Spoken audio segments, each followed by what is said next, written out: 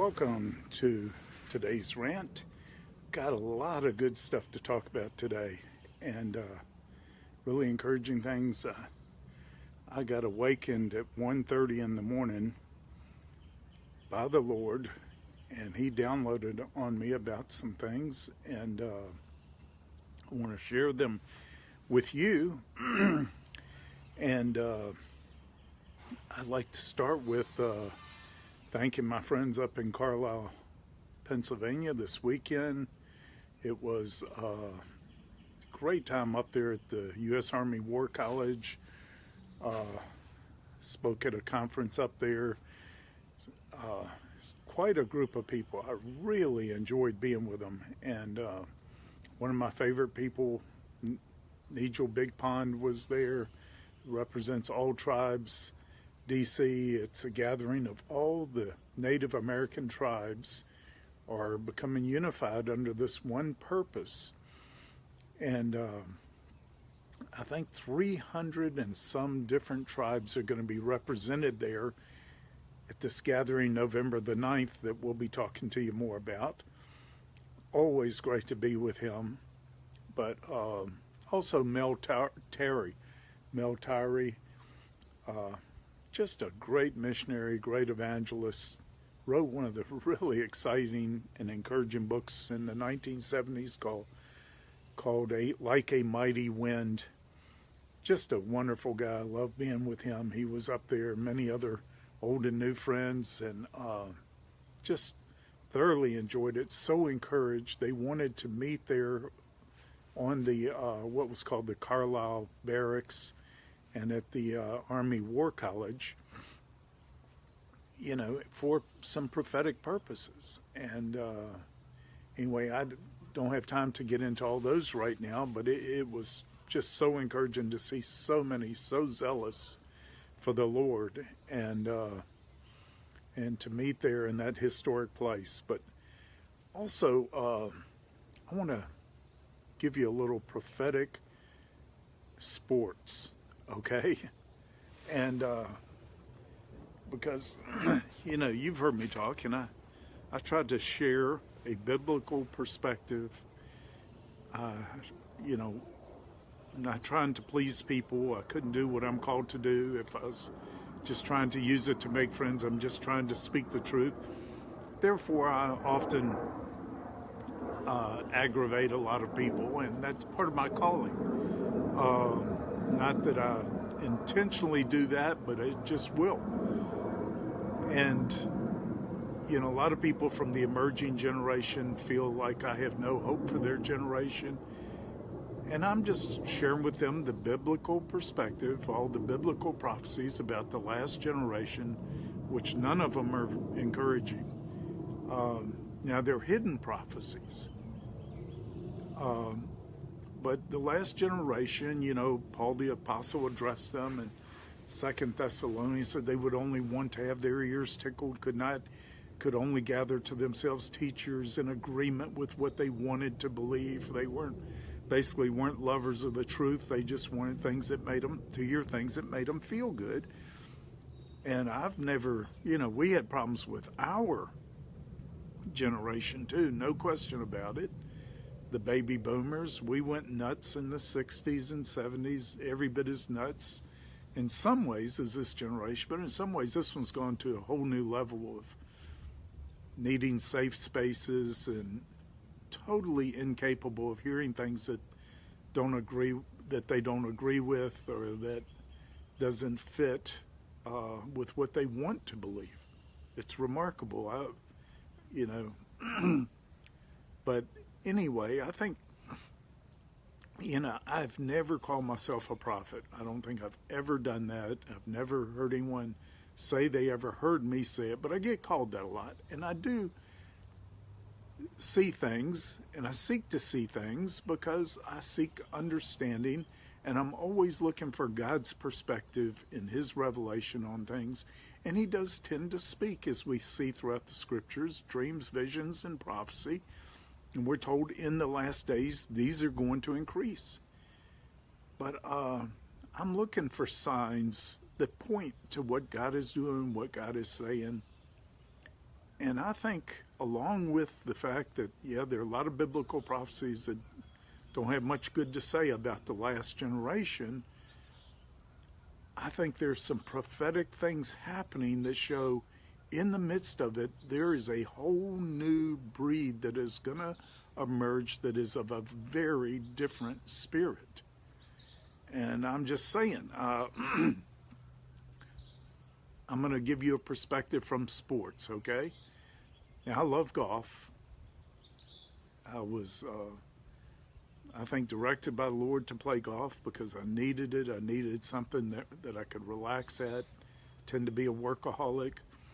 And I just fell in love with the game. And it's a remarkable game, too, where the only sport I know of where you can really have fellowship with people while you're playing. But that being aside, there is a new breed of golfer emerging. A new generation that is a new breed that is really different from the generation it comes out of. And I'm talking, all these are under 20s.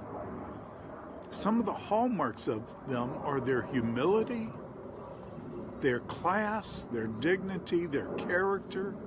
Most of them are Christians. They're strong believers.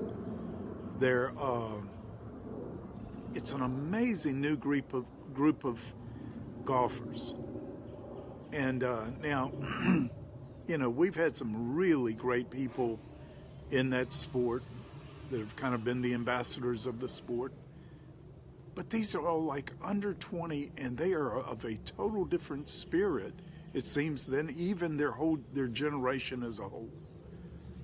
They thrive on adversity. They do much better when the pressure is on. Now, as a golfer, I am definitely, I so appreciate what Tiger Woods has brought to the game. I think he doubled everybody's income who was involved in the game just by the interest that he brought to it. Incredible growth of golf, the attention upon golf. When he got hurt, all the ratings plummeted, everything. Now that he's back, the ratings are going crazy, and everyone involved in golf at any level should be appreciative of Tiger Woods. We should honor those to whom honors due, and he brought a lot of good things to the game. But in my opinion, he didn't have the kind of competition that Nicklaus had in his day, where he had unbelievable number of great golfers who were threatening and well able to win any, of the majors or whatever. And Tiger Woods, he had Phil Mickelson, and then he had a few others who could occasionally win. And but it just didn't seem like he had the competition. But the competition emerging among this new generation is unbelievable, and they're playing at a level we haven't seen in a long time. For, in my opinion, decades. If you're watching the majors, that's like their playoffs, their Super Bowls. The one who wins on Sunday is the one who does not fall apart the most, or who falls apart the least. But they're going to do bad on Sunday. You don't see the charges, what were called charges, where people play an unbelievable golf on Sundays, and a number of them all challenging each other and pushing each other. We haven't seen that in decades. Well, we're seeing it again from this new generation. They thrive and do better under pressure. And this Sunday at the Masters was one of the most exciting, I think, I remember, and I've watched them for years. I've gone to a number of them. Just don't remember any quite like this one. And I really appreciate the guy who won, Patrick Reed. He gritted it out. He had everybody, all the major guys challenging him, charging, playing unbelievable golf, and he, under the pressure of being the leader and everything, he had some bad times. He had some really rough things, but he recovered every time, would do stronger the next, and do better the next hole, and make back his strokes. And he ended up winning by one by playing unbelievable survival golf right to the end. And I just appreciate that kind of thing. Now, he's not one of the more liked golfers by the fans. The reason is he's been kind of boastful. He said several years ago he felt he was one of the top 5 golfers in the world. That was before he'd done anything. And people just didn't like that. He was just being honest the way he felt. I don't believe he was boasting as much as he was saying what he really thought. He was thinking, I can play with the best. And but it didn't go over well, so he was not one of the favorites. And the other guys, the other top golfers who've all won majors and everything, they're much more conservative. They tend to give credit to everybody else, to their caddies, to their coaches, and I guess I'm summing up. I got one yesterday. He's a little like Donald Trump. Trump's going to tell you when he's accomplished something, when he's done something, or when he thinks he is something, he's going to, and it's not dishonesty. He's being absolutely honest about it. So he's not a favorite. His personality's not one of the favorites with a lot of people. Truth is, he does it. He backs it up. But I'm not meaning to make a political statement here. Well, this guy Patrick Reed, he backed it up. In the President's Cup and the Ryder Cup, he carried the American team. That won him the nickname Captain America.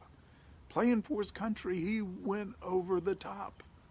He played like he'd never played when just playing for himself. With the Masters, you're playing for yourself and against everybody else in the field. He gritted it out, and he won. Anyway, I thought it was a representation. So in this emerging generation, the under 30s in professional golf, you got a whole new breed of golfer. Most of them are very conservative, reserved, just really respectful of each other. They all like each other. They all like Patrick Reed. He's liked by other golfers. And but Patrick Reed's kind of a different breed too. But he's a part of that. He's a part of the emerging leadership there. And I just feel like, something is emerging. And, sports, we tend to worship sports. We take it way too extreme. I understand that. But it can also be prophetic. Paul the Apostle used it to prophesy, talking about the Olympics. And he used it to teach. And so I think there are some teaching moments here. Then we have this new Chinese baseball player, the California Angels, Ohtani, Ohtani. He's the first one since Babe Ruth who's been one of the top pitchers and one of the top hitters. He's doing things nobody's done in over 100 years in baseball. He's a young 23, 24-year-old kid from Japan. He's just unbelievable. He had a perfect game going into the 7th inning pitching last night.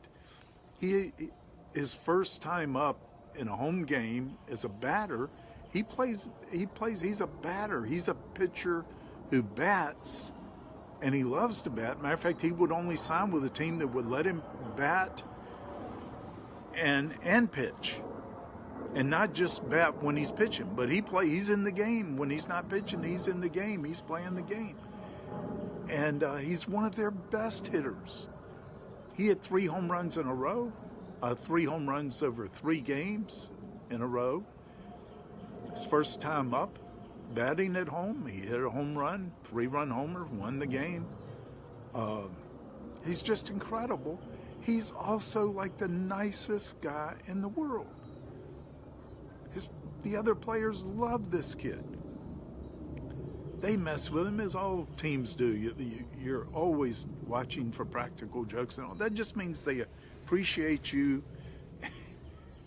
and they respect you when they joke with you like that. But he is just like everybody's a nice guy. He doesn't run around. He tends to stay at home. He's not a party guy. He's real conservative and kind of like this new golfing breed. Jordan Spieth, I understand, still drives a car he drove in college. I don't think he's bought himself a home yet. He's worth gazillions now. He's just living like he's always lived. And anyway, I'm just saying, that I think there's signs too that some really remarkable leaders are going to emerge from the coming generation. Robin McMillan's Harbingers of Hope. These are harbingers of hope. I think in the darkest times or when the greatest prophets arose, I think in some of the worst apostasy Israel ever experienced, that's when God raised up their greatest prophets, their greatest leaders and messengers to bring revival to the country. So, yeah, we have a generation that really looks like it has really gone off the tracks in a lot of ways, a lot of basic ways that I think they've departed from some of the basic things that have made our country great and makes any country great, successful for its people. But in the midst of it, you've got some that are different. They're of a different spirit. So all this was rattling around last night. And then I was awakened at 1:30 in the morning with what Scripture calls the burden of the Lord. I've learned over the years to recognize that when I wake up and feel this heavy, heavy burden, it's not me, it's the Lord. He's sharing something with me. And as soon as I tune in, it starts to become clear. But, I was really provoked reading about this, floating plastic in the Pacific Ocean. There's like an island of floating plastic, get this twice the size of Texas in our Pacific Ocean. This weekend, a dead whale washed up. They discovered over 60 pounds of plastic in its system. You know how much plastic is light? you could, more than you carry, it's easy. It's going to be light. Think about how much plastic it takes to make 60 pounds, all in the system of one whale. And, in the book of Revelation, the Lord says he will destroy those who destroy the earth. He so loved the world, not just us, not just people, but the whole world, that he sent his son. I think that whale washing up was a message too. We've got to deal with this plastics problem. There are about, right now, 8 million tons of plastic being dumped in our oceans every year. It's growing. Some countries have gotten up. I think Japan is up to recycling 80-some% of their plastic. The U.S. is still way down, 20% or so. I just ask you to consider, I think, I am a climate change skeptic. I've studied it, I've researched it, not wanting to, not really caring where I landed on the conclusions, just wanting the truth about it. And the more I studied, the more I have doubted the whole climate change thing. And I've said for years, the biggest catastrophe of the whole climate change agenda is it has our eye off the ball of the way we're destroying the earth. It's got us focused on something that is, to me, completely unnecessary at this time. If climate change were true, it would be necessary. I'm convinced it's not true.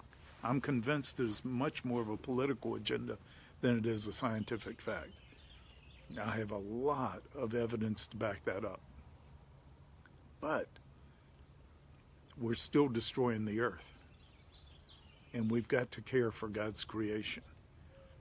And that was just so gripping last night. I could just feel the Lord's heart for what we're doing and things like what we're doing with plastic right now that doesn't degrade. It's not biodegradable. It doesn't get absorbed back into the earth like other things. There are some biodegradable plastics now, but they're so expensive. Recycling is getting cheaper and cheaper, and it's becoming very financially beneficial. It's something we got to, but we also need to think of a way. How can we get out there and deal with this huge floating island of plastic out in the Pacific Ocean?